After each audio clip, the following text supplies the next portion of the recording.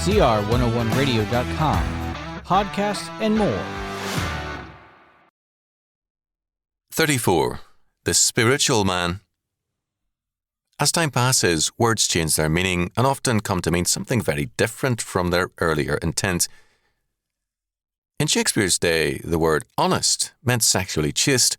Now it refers to a general truthfulness and dependability.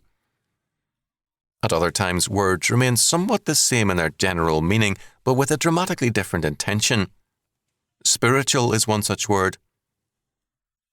Paul in Romans 7:14 says, quote, "For we know that the law is spiritual, but I am carnal, sold under sin."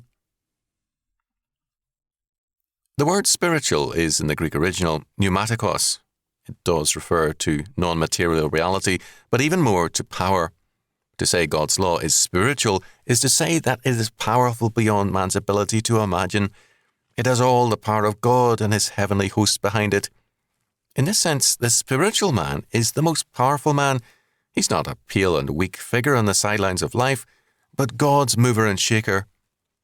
Paul then continues, "But I am carnal, sold under sin." Carnal is the Greek word sarkikos, meaning physical and weak. Today, carnal tends to mean sexually oriented. For Paul, it meant weak, this worldly and merely physical. It is for this reason that the carnal man is, quote, sold under sin, end quote. He is dominated by his weakness and his sin. This explains why, for Paul, all spiritual men are, quote, more than conquerors, end quote, in Christ, Romans 8:37. We tend to see the spiritual as ghostly and ethereal, whereas Paul sees it as supernaturally powerful.